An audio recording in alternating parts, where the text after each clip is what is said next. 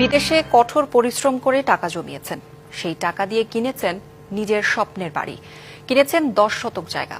কিন্তু দেশে ফিরে সেই বাড়িতে পা রাখার সুযোগটুকু পাচ্ছেন না সাদিকুল ইসলাম নামের এক বাহরাইন প্রবাসী। অভিযোগ, প্রভাবশালী প্রতিবেশী আবু তাহের মেম্বার দখলে রেখেছেন তার বসতভিটা।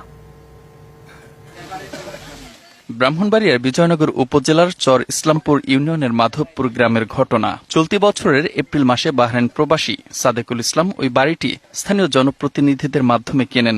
ঘরের দলিল খতিয়ান সবকিছু রয়েছে তার কাছে। তো আমার নামে সবকিছু আছে, সবকিছু থাকার পরও আমি প্রবাসে থাকাকালীন আমার স্ত্রীকে আমি ওই বাড়িতে দিছি। চর মাধবপুরের আবু তাহের মেম্বার সে জোর জবরদস্তি করে আমার বাড়ি ঘর থেকে আমার স্ত্রীকে অত্যাচার করে বাড়ি থেকে বিদায় করে বাই করে দিয়েছে।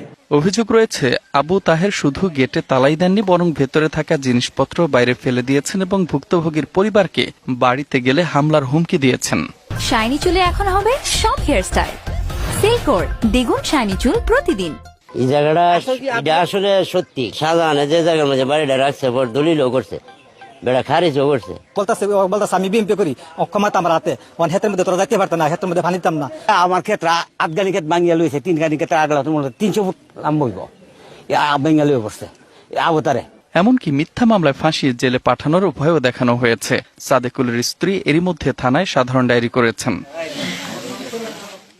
তবে অভিযুক্তের দাবি, জমি ও বাড়ি তিনি কিনেছেন এবং ভোগ দখল করছেন। জায়গাটার মালিক আমি খরিদে সত্ত্বে আমারে গ্রামের সালিশে আমার কাছে বিক্রি করছে এবং আমাকে জায়গা বুঝাইয়া দিছে, ঘরের তালা চাবি সবকিছু আমাকে বুঝাইয়া দিছে।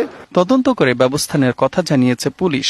চর ইসলামপুরের অভিযোগ গ্রহণ করেছি আমরা, ওই এসআই নাপিত যেটা তদন্ত করতেছেন, তদন্তপূর্বক আইনগত ব্যবস্থা গ্রহণ করা হবে।